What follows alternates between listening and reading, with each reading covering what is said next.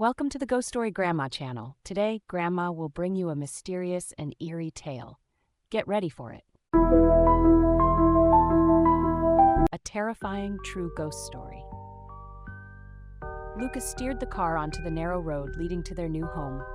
The sun had already set behind the trees, leaving a deep orange hue in the sky.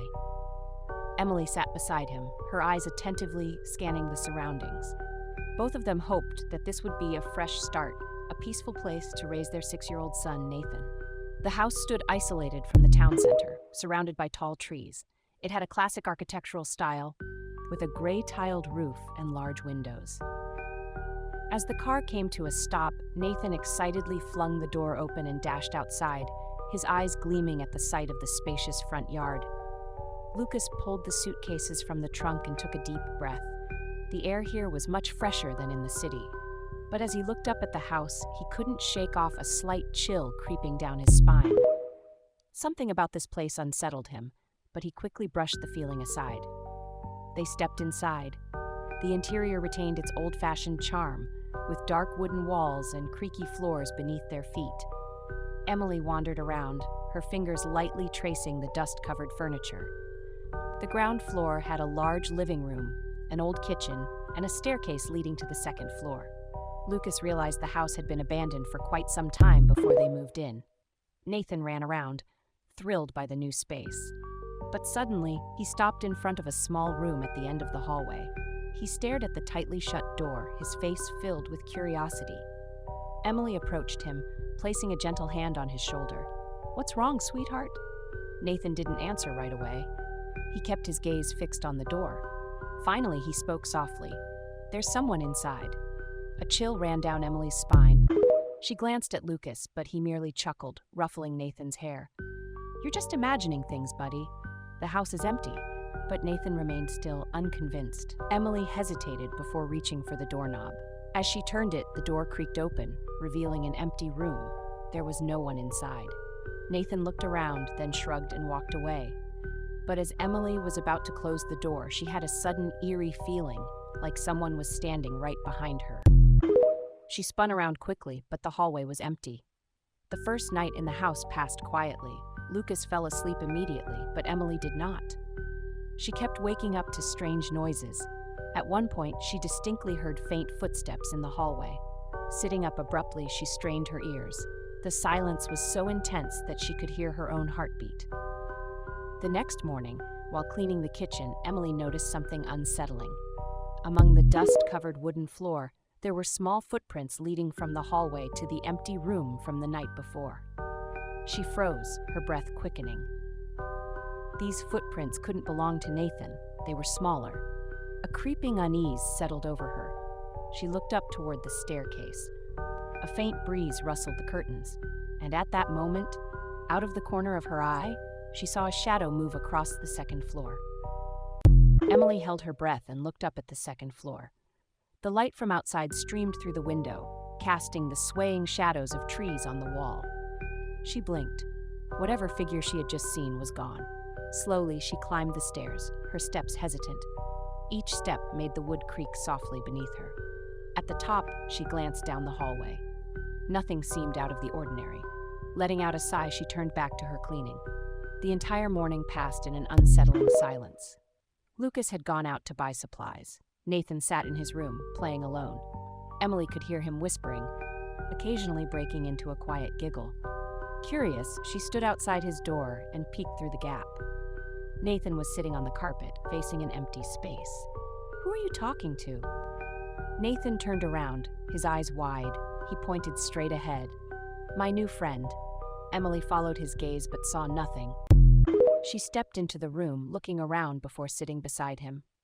"What's your friend's name?" Nathan shrugged. He traced small circles on the carpet with his finger. Emily gently touched his hand.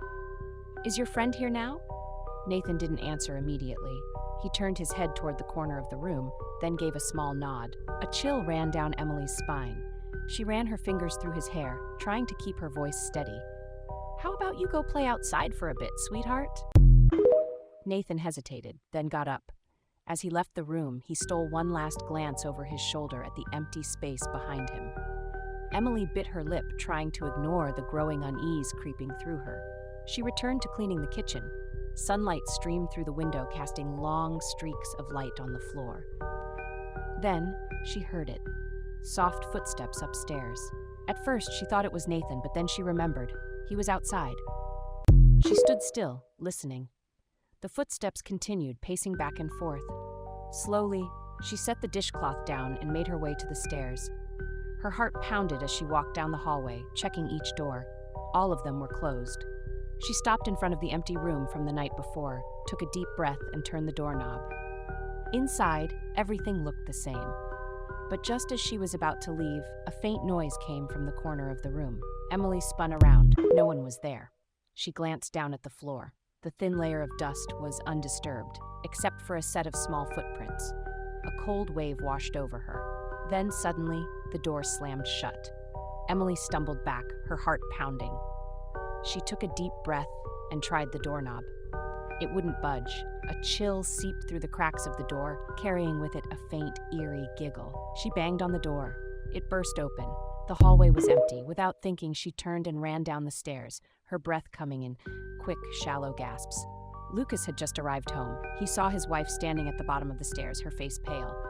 Concerned, he rushed over and placed a hand on her shoulder. "Are you okay?" Emily looked at him, wanting to tell him everything, but unsure where to start. Instead, she just nodded and turned away. That evening, the family gathered in the living room. Lucas turned on the TV, trying to create a sense of normalcy. Emily sat beside Nathan, unable to take her eyes off him. The boy was unusually quiet, occasionally glancing up at the staircase. Late into the night, Lucas went to bed first. Emily remained in the kitchen, sitting alone. She took a sip of water, trying to steady herself. Then, a noise echoed from upstairs. She turned her head, staring at the darkened staircase. The sound of footsteps echoed through the silent house, growing closer. Emily sat frozen in her chair, her eyes locked onto the staircase. The footsteps upstairs continued, steady and relentless. She tightened her grip on the glass of water, the coldness numbing her palm. At first, she thought it was Lucas walking around the bedroom, but when she checked the time, she knew he had been asleep for a while. She placed the glass down on the table, took a deep breath, and stood up.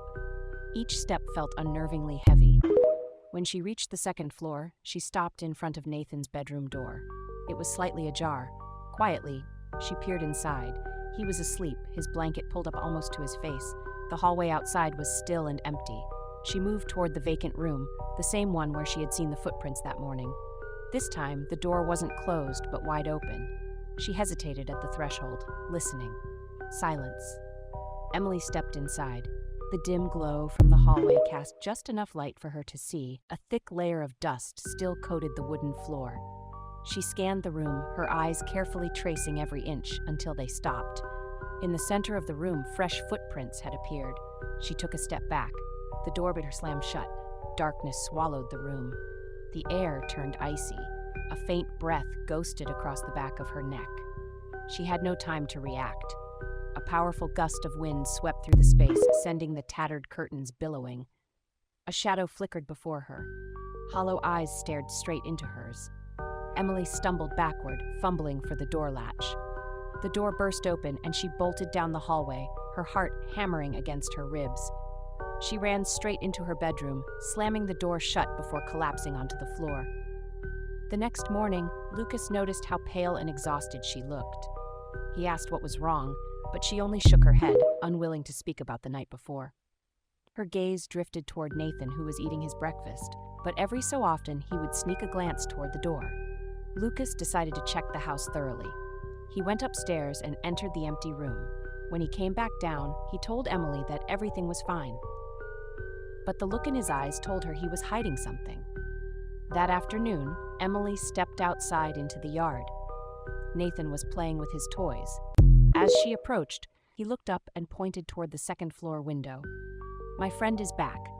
Emily spun around. The window was empty, but she could feel it. Someone was there, silently watching.